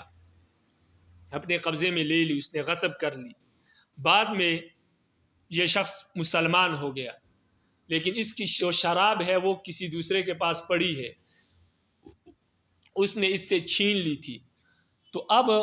اسلام یہ نہیں کہتا کہ وہ شخص اس کو شراب واپس نہیں کر سکتے، اسلام یہی کہتا ہے کہ وہ شراب اس کو دے واپس، کیونکہ اسی کی ہے۔ اب آگے یہ کیا کرتا ہے مسلمان، اس کے لیے پھر الگ حکم ہے، لیکن اگر وہ شراب اس کے پاس ہے تو وہ اس کو دے گا، کیونکہ اس سے چھینی تھی تو اسی کو واپس دے گا، کیونکہ ملکیت اسی کی ہے۔ جب اس نے چھین لی تو اس کے زمان میں چلی گئی، اگر اس سے ضائع ہو جاتی تو تاوان برتا، بھرپائی کرتا، لیکن اس کو واپس کر دی۔ تو جس کی چیز ہے اس کو دینا، اس کو منتقل کرنا، اس سے تو اسلام نہیں روکتا، بے شک وہ چیز حرام ہی کیوں نہ ہو، وہ اس کو واپس دی جائے گی۔ تو لہٰذا امام صاحب فرماتے ہیں کہ جب خنزیر اور شراب معین ہے تو نکاح کرنے کے ساتھ ہی عورت کی ملکیت آ جاتی ہے۔ اب بعد میں اسلام لانے کے بعد جب شوہر اس کو دیتا ہے تو وہ صرف اس کا مال اس کے حوالے کرتا ہے، منتقل کرتا ہے اس کو، اور اس منتقلی میں اسلام کوئی رکاوٹ نہیں ہے کہ ہم کہیں کہ مہر مثلی دی جائے گی یا قیمت دی جائے گی۔ ہاں جب مہر معین نہ ہو، نکاح کے وقت معین نہیں تھا، صرف کہا تھا شراب دوں گا یا خنزیر دوں گا، معین نہیں کیا تھا، تو جب مہر معین نہ ہو تو اس میں یہ بات ہے، جیسے کہ صاحبین کہتے ہیں کہ اس میں قبضے کرنے سے ملکیت آتی ہے، اس چیز پر، اس عین پر جو اس وقت دیا جاتا ہے مہر میں، تو اس وقت اگر وہ نکاح کے وقت غیر معین تھا تو جب اس پر قبضہ کرے گی بیوی اس وقت اس کی ملکیت ثابت ہوگی اس چیز میں، اس سے پہلے ملکیت ثابت نہیں ہوتی۔ اس لیے جب مہر غیر معین تھا تو وہ بیوی کی ملکیت اس میں آئی نہیں تھی، جب بیوی کی ملکیت آئی نہیں تھی تو بیوی کی ملکیت کب آئے گی؟ جب قبضہ کرے گی، لیکن جب قبضہ ابھی تک نہیں کیا تھا، مہر ادا نہیں ہوا تھا کہ دونوں مسلمان ہو گئے، تو لہٰذا اب شراب اور خنزیر اگر شوہر دے گا اور بیوی قبضہ کرے گی تو اسلام کی حالت میں بیوی کے ملکیت میں شراب اور خنزیر آئے گا، اور یہ ممنوع ہے، اسلام اس کو منع کرتا ہے۔ تو لہٰذا اب اگر غیر معین تھا تو امام صاحب فرماتے ہیں کہ اب قبضہ کرنے سے ملکیت آئے گی، صرف نکاح سے ملکیت نہیں آتی، تو لہٰذا جب قبضہ کر رہی ہے بیوی، قبضہ کرنے سے پہلے وہ اسلام لے آئی ہے، جو جب اسلام لے آئی ہے تو اب ہم کہتے ہیں کہ اب شراب اور خنزیر اس کو نہ دیا جائے، کیونکہ شراب اور خنزیر میں اس کی ملکیت آئی نہیں تھی، ملکیت کب آئے گی؟ جب قبضہ کرے گی، تو جب ملکیت آئی نہیں ہے تو اسلام کہتا ہے کہ اب اس کے حوالے نہ کیا جائے وہ چیز، اس کے بدلے میں یا قیمت دی جائے یا مہر مثلی دیا جائے۔ تو اس لیے غیر معین میں امام صاحب فرماتے ہیں کہ شراب میں قیمت دی جائے گی اور خنزیر میں مہر مثلی دیا جائے گا۔ تو بہرحال امام صاحب فرماتے ہیں کہ جب غیر معین میں قبضہ کرنا شراب اور خنزیر پر ممکن نہیں ہے، اس لیے کہ اسلام نے منع کیا ہے، غیر معین میں جب قبضہ کرے گی ملکیت آئے گی، اور اسلام نے منع کیا شراب اور خنزیر کی ملکیت لینے سے مسلمان، تو لہٰذا جب غیر معین میں شراب اور خنزیر پر قبضہ کرنا ممکن نہیں ہے، اسلام نے منع کیا ہے، تو لہٰذا ایسی صورت میں پھر شراب میں جو ہے وہ قیمت دے گا، جو ہے شوہر بیوی کو شراب کی قیمت دے گا مہر میں، اور خنزیر میں مہر مثلی دے گا، اس لیے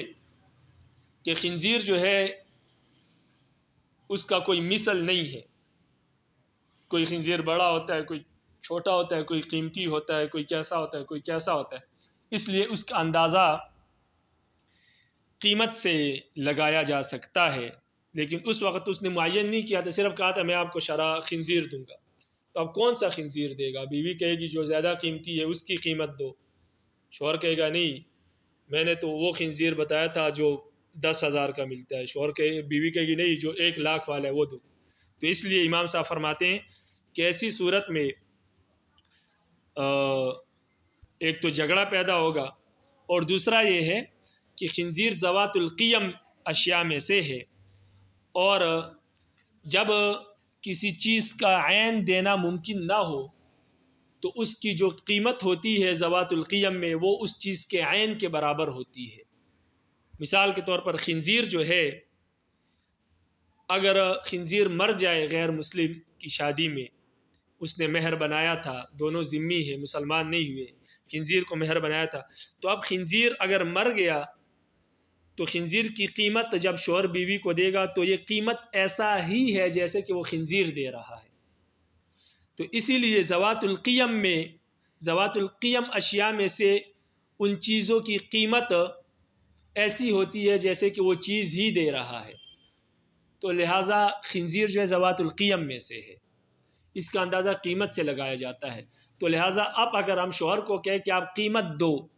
تو اس کا مطلب یہ ہے کہ اگر وہ قیمت دے گا تو وہ قیمت ایسی ہی ہے جیسے کہ وہ خنزیر دے رہا ہے۔ تو اس لیے ہم کہتے ہیں کہ خنزیر کو اگر مہر بنایا ہے تو ایسی صورت میں بیوی کو مہر مثلی دیا جائے گا، اس کی قیمت نہیں دی جائے گی، کیونکہ قیمت بھی خنزیر ہی ہے گویا کہ، اس لیے کہ ذوات القیم میں سے کسی چیز کی قیمت گویا کہ وہی چیز ہوتی ہے، عین وہی چیز ہوتی ہے۔ لیکن شراب جو ہے وہ ذوات القیم میں سے نہیں ہے، وہ ذوات الامثال میں سے، اس کی مثل ہوتی ہے۔ اگر ایک شراب ضائع بھی ہو جائے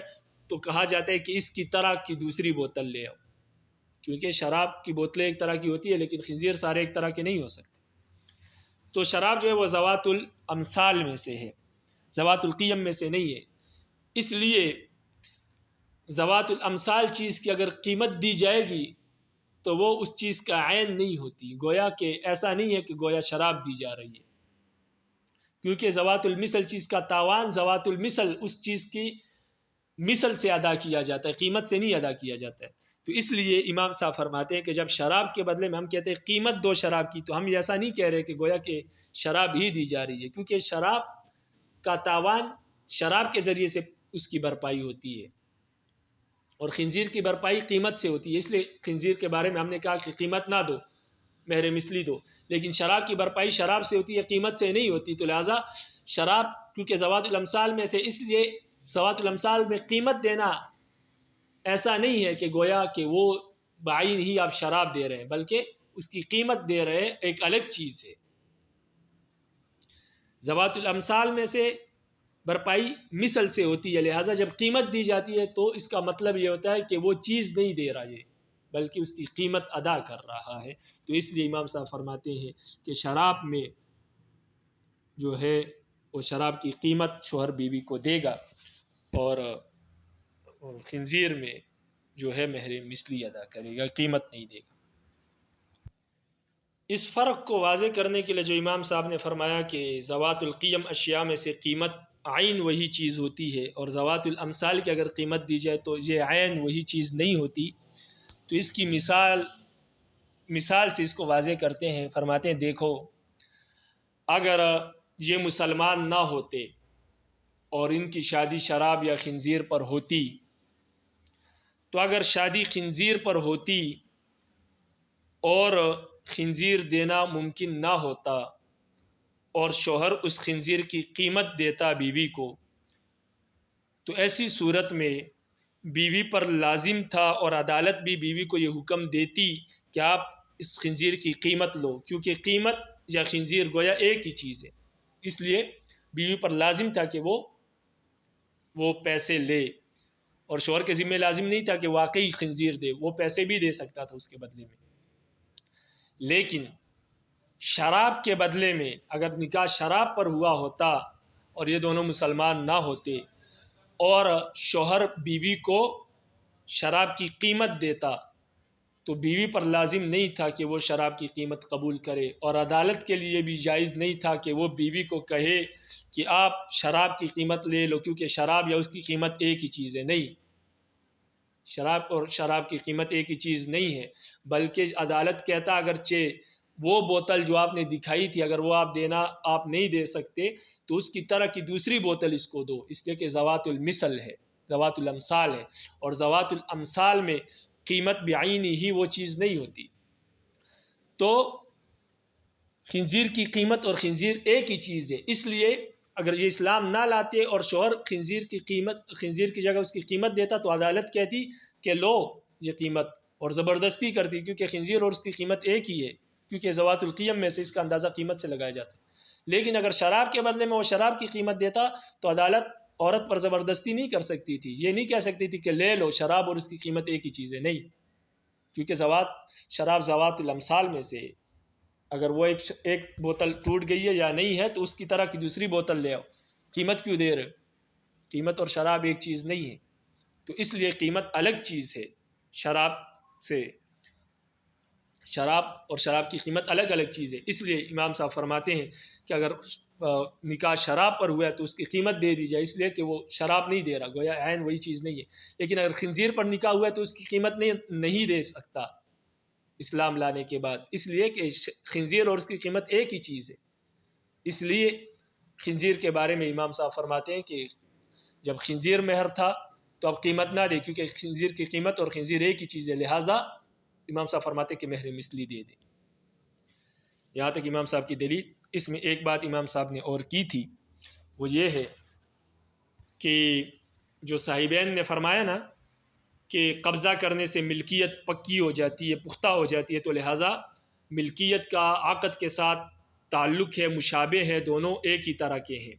تو امام صاحب نے فرق کیا کہ جو مہر معین ہوتا ہے اس میں ملکیت قبضے کی کوئی ضرورت نہیں ہوتی، قبضے کے بغیر ہی ملکیت آ جاتی ہے، اور جو مہر معین نہیں ہوتا اس میں قبضے سے ملکیت آتی ہے۔ باقی صاحبین نے جو یہ کہا کہ قبضہ اور عقد ایک طرح کے ہوتے ہیں، دونوں سے ملکیت آتی ہے، تو یہ صرف بیع میں ہوتا ہے، خرید و فروخت میں ہوتا ہے۔ خرید و فروخت میں معین اور غیر معین کا فرق نہیں ہے، مہر میں فرق ہے۔ تو امام صاحب نے فرق بیان کیا۔ باقی امام صاحب صاحبین سے کہتے ہیں جو آپ نے مطلق بیان کیا ہے، عام بیان کیا ہے کہ قبضہ سے ملکیت آتی ہے، تو یہ مطلق اور عام صرف بیع و شراء میں ہے کہ جب آپ کوئی چیز خریدتے ہیں تو اس میں آپ تصرف تب ہی کر سکتے ہیں جب آپ اس پر قبضہ کر لیتے ہیں، قبضہ کرنے سے پہلے آپ تصرف نہیں کر سکتے۔ لیکن مہر میں ایسا نہیں ہے، مہر میں اگر مہر معین ہے تو قبضہ کرنے سے پہلے آپ کی ملکیت آ گئی، آپ اس میں تصرف کر سکتے، اس کو بیچ سکتے، اس کو ہبہ کر سکتے ہیں، کسی کو دے سکتے ہیں تحفے کے طور پر، جیسے کہ بیویاں شوہر کو معاف کر دیتی ہے قبضے سے پہلے تو دے سکتے۔ تو مہر میں یہ فرق ہے، بیع میں فرق نہیں ہے، بیع میں قبضہ کرنے کے بعد ہی ملکیت آتی ہے، لیکن مہر میں اگر مہر معین ہے تو قبضہ کرنے کے بعد ملکیت آئے گی، قبضے کی ضرورت نہیں ہے، معین ہے تو نکاح کے ساتھ ہی ملکیت آ جائے گی۔ لیکن اگر معین نہیں ہے تو پھر قبضہ کرنے کے بعد ملکیت آئے گی اور ملکیت ثابت ہوگی۔ بہرحال یہ فرق امام صاحب نے بیان کیا، یعنی صاحبین سے یہ کہنا چاہتے ہیں جو آپ نے مطلق بیان کیا کہ قبضے سے ملکیت ثابت ہوتی ہے اور پکی ہوتی ہے، تو وہ مطلق یہاں پر نہیں ہے، یہ مہر کا معاملہ ہے، یہاں پر معین اور غیر معین کا فرق ہے، وہ بیع و شراء میں ہے، تو لہٰذا بیع و شراء کا معاملہ اور مسئلہ یہاں پر ذکر نہ کرے۔ بہرحال آخر میں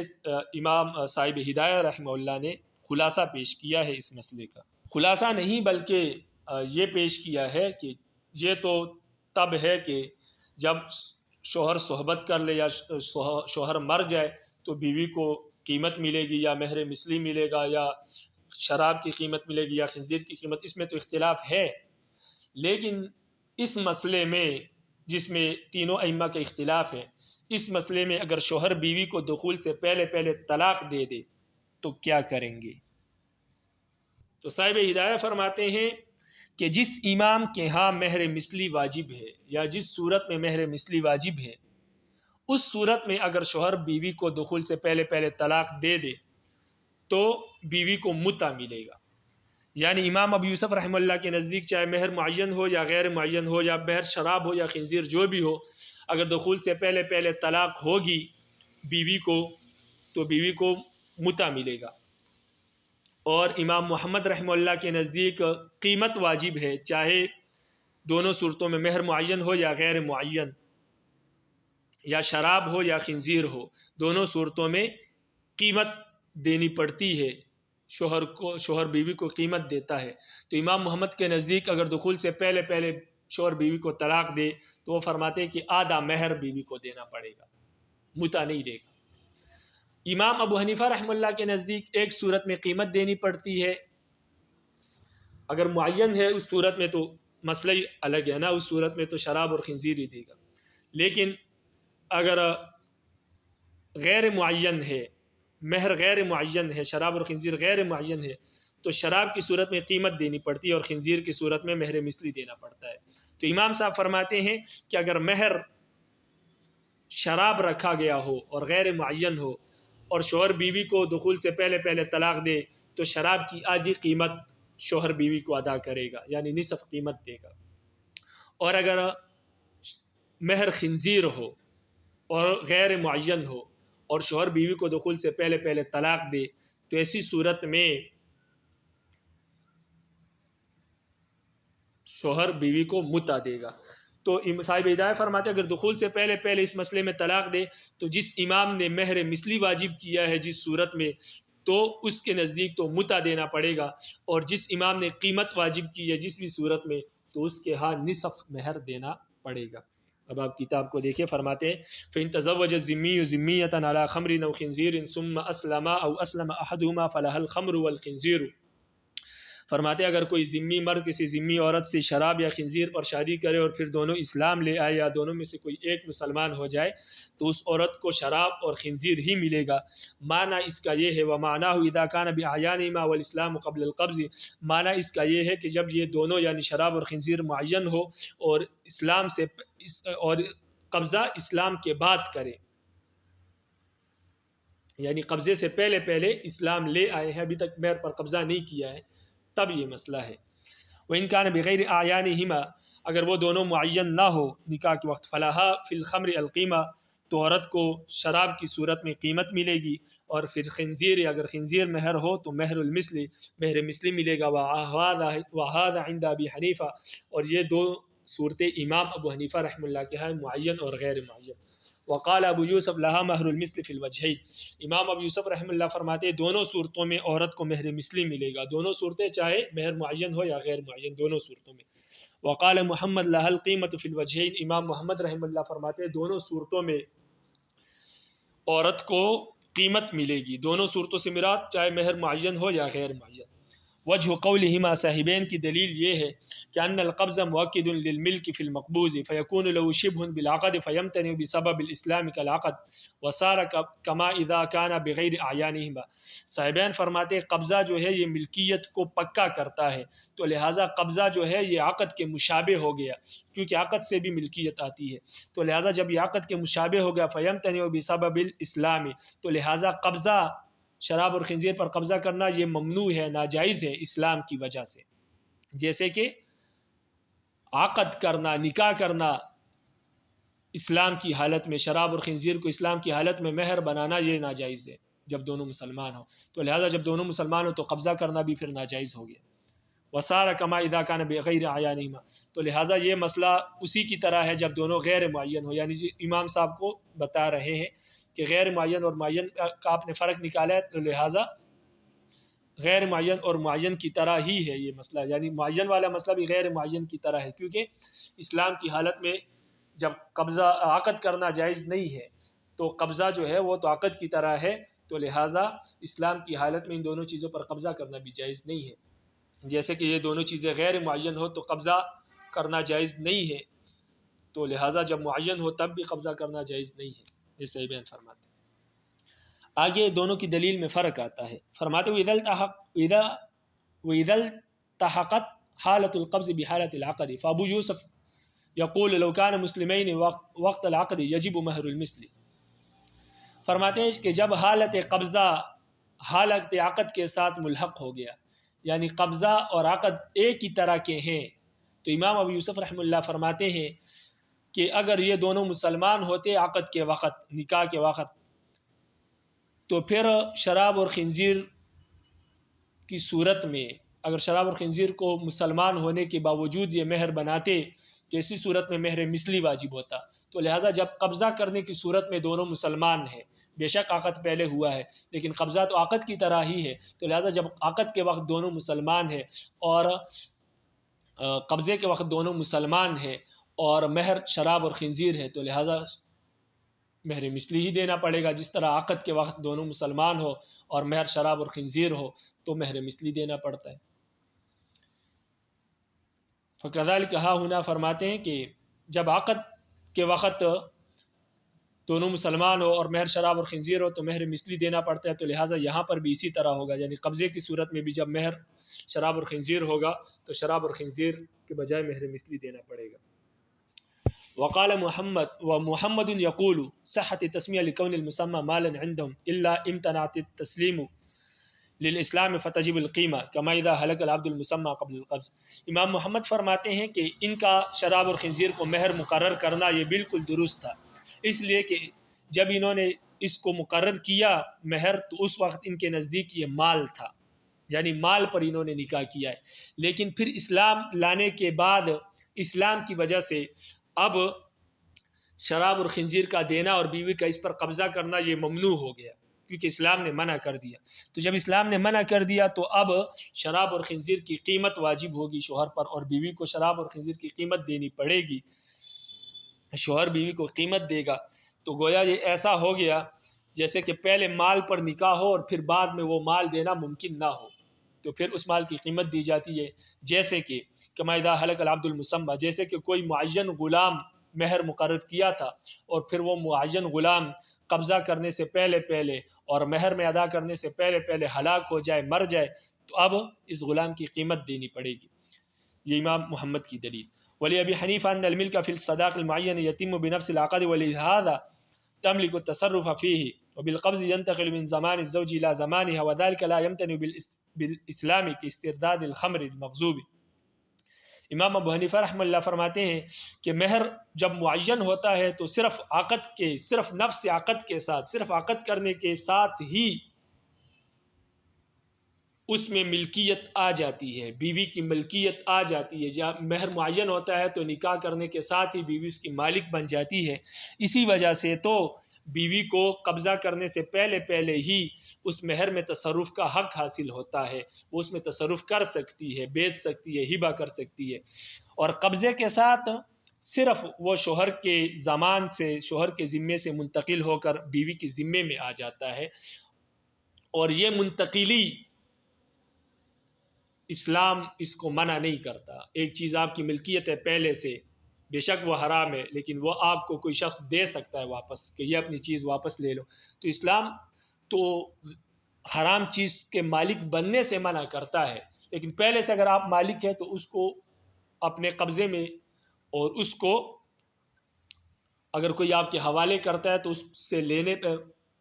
سے لینے میں اسلام آپ کو منع نہیں کرتا. تو فرماتے ہیں کہ قبضے سے صرف انتقال ہوتا ہے، شوہر کے ذمے سے بیوی کے ذمے میں آ گیا، اور اس انتقال کو اسلام منع نہیں کرتا. جیسے کہ کوئی غصب شدہ شراب ہے، اگر مسلمان کو کوئی شخص واپس کرتا ہے کہ اپنی شراب واپس لے لو، تو اس سے تو اسلام نے منع نہیں کیا، کیونکہ وہ مالک اب نہیں بن رہا، مالک تو پہلے سے ہے. اب صرف اس کی جو شراب کسی نے لی تھی اس سے پہلے وہ اس کو واپس کر رہا. وفی غیر المعین القبض موجب ملک العین فیمتنع بالاسلام. اور جو مہر غیر معین ہوتا ہے اس میں قبضے سے ملکیت آتی ہے، ملکیت ثابت ہوتی ہے قبضے سے، پہلے سے مالک نہیں بنتا. اس وجہ سے اسلام جو ہے وہ اس کو منع کرتا ہے. اس لیے کہ جب مہر غیر معین ہوگا تو خنزیر اور شراب پر قبضہ کرنے سے ملکیت آئے گی، اور اسلام منع کرتا ہے شراب اور خنزیر کے مالک بننے سے. اس وجہ سے غیر معین میں پھر شراب اور خنزیر نہیں دینا پڑے گا، بلکہ قیمت یا مہر مثلی دینا پڑے گا. بخلاف المشترا، یہ صاحبین کی دلیل کا جواب ہے. بخلاف مبی کے، مشترا سے مراد مبی ہے، بخلاف مبی کے اس لیے کہ تصرف کا حق، لأن ملک تصرف کا حق حاصل ہوتا ہے انما یستفاد بالقبض، قبضے کے ذریعے سے. مبی میں قبضے سے ملکیت آتی ہے، تصرف کا حق حاصل ہوتا ہے، لیکن مہر میں ایسا نہیں ہے. تو جو صاحبین فرماتے ہیں کہ قبضے سے ملکیت پختہ ہوتی ہے، تام ہوتی ہے، پھر تصرف کا حق حاصل ہوتا ہے. تو امام صاحب فرماتے ہیں کہ وہ صرف مبی میں ہوتا ہے، مہر میں ایسا نہیں ہے. مہر میں معین غیر معین کا فرق ہے. اس لیے پہلے وہ فرق بتا کے بعد میں صاحبین کو جواب دیا کہ مبی میں مطلق ہے، اس میں فرق نہیں ہے معین غیر معین کا، لیکن یہ مہر کا مسئلہ یہاں پر فرق ہے، تو لہٰذا آپ نے فرق بیان نہیں کی. آگے اب فرماتے ہیں کہ وَإِذَا تَعَذَّرَ الْقَبْضُ فِي غَيْرِ الْمُعَيَّنِ، معین جب غیر معین ہو تو اسلام قبضہ کرنے سے منع کرتا ہے، کیونکہ پھر قبضہ کرنے سے ملکیت آتی ہے، صرف عقد سے ملکیت نہیں آتی ہے جب مہر غیر معین ہوتا ہے. تو فرماتے ہیں کہ جب غیر معین ہو تو پھر غیر معین میں قبضہ کرنا متعذر ہو گیا، ممکن نہیں رہا، اس لیے کہ اسلام نے منع کر دیا اب شراب اور خنزیر کے مالک بننے سے. تو فرماتے ہیں کہ جب غیر معین میں قبضہ متعذر ہو گیا، اس لیے کہ اسلام نے منع کی ہے، کیونکہ قبضہ کرے گا تو شراب اور خنزیر کا مالک بنے گا اور اسلام نے اس سے روکا ہے. تو لہٰذا غیر معین میں اس وجہ سے قبضہ ممکن نہیں ہے اب مسلمان کے لیے. تو جب قبضہ ممکن نہیں ہے تو فرماتے ہیں کہ لا تجب القیمت فی الخنزیر، تو ہم خنزیر میں قیمت کو واجب نہیں کرتے. اصل تو یہ کہ قیمت ہی واجب ہو، لیکن خنزیر میں ہم قیمت کو واجب نہیں کرتے، لأنه من ذوات القیم، اس لیے کہ خنزیر ذوات القیم میں سے، فیکون اخذ قیمتی کہ اخذ عین، تو لہٰذا خنزیر کی قیمت کا لینا ایسا ہے کہ خود خنزیر لے رہا ہے. وکذلک الخمر، لیکن شراب میں ایسی بات نہیں ہے، لأنها من ذوات الامثال، اس لیے کہ شراب ذوات الامثال میں سے، اور ذوات الامثال میں سے اگر اس ذوات الامثال چیز کی اگر آپ قیمت لے رہے ہیں تو وہ ایسا نہیں ہے جیسے کہ آپ وہی چیز لے رہے ہیں. اس کی مثال دیتے ہیں، فرماتے الا ترى، آپ دیکھتے نہیں ہیں، یعنی آپ دیکھیں اس مسئلے کو، لو جاء بالقیمت قبل الاسلام تجبر علی القبول فی الخنزیر، اگر اسلام لانے سے پہلے یہی مسئلہ ہوتا، یہ اسلام قبول نہ کرتے، اسلام لانے سے پہلے شوہر بیوی کو قیمت دیتا خنزیر کے معاملے میں، جب خنزیر مہر ہوتا لیکن شوہر خنزیر نہ دیتا، اس کی قیمت دیتا، تو عورت کو وہ قیمت لینے پر مجبور کیا جاتا، اس لیے کہ خنزیر اور اس کی قیمت میں کوئی فرق نہیں، اس لیے کہ وہ ذوات القیم میں سے، اس کا اندازہ قیمت سے ہی لگایا جا سکتا ہے. دون الخمر، لیکن شراب میں ایسا نہیں ہے. اگر بیوی کو شراب کے بدلے میں مہر شراب ہوتا اور شراب کے بدلے میں قیمت دیتا تو عدالت اس کو مجبور نہیں کر سکتی تھی قیمت لینے پر، اس لیے کہ شراب کی قیمت اور شراب ایک چیز نہیں ہے. بلکہ کہا جاتا اگر آپ کے پاس وہ شراب نہیں ہے جو آپ نے دینی تھی، اس کی طرح کی دوسری بوتل لے آؤ، کیونکہ وہ ذوات المثل میں سے، اس کا اندازہ مثل سے لگایا جاتا ہے. اب آگے فرماتے وَلَوْ طَلَّقَا قَبْلَ الدُّخُولِ بِهَا، اس مسئلے میں اگر شوہر بیوی کو دخول سے پہلے طلاق دے، فرماتے فمن اوجب مہر المثل، جن لوگوں نے بیوی کے لیے مہر مثل کو واجب کیا تھا، اوجب المتعہ، تو وہ حضرات متع کو واجب کرتے ہیں. میں نے اس کی تفصیل اور صورتیں آپ کو بتا دی. وہ فرماتے ہیں کہ جس صورت میں بیوی کو مہر مثلی ملتا ہے اس صورت میں بیوی کو متع ملے گا. ومن اوجب القیمہ، اور جن حضرات نے قیمت کو واجب کیا تھا، اوجب نصفہ، انہوں نے نصف مہر کو واجب کیا ہے، یعنی متع نہیں ملے گا، ان کے نزدیک آدھا مہر ملے گا. یعنی امام ابو یوسف رحمہ اللہ کے نزدیک اگر دخول سے پہلے طلاق ہو جائے تو متع ملے گا بیوی کو، امام محمد کے نزدیک نصف مہر ملے گا. لیکن امام ابو حنیفہ رحمہ اللہ فرماتے ہیں کہ شراب کی صورت میں نصف قیمت ملے گی شراب کی، اور خنزیر کی صورت میں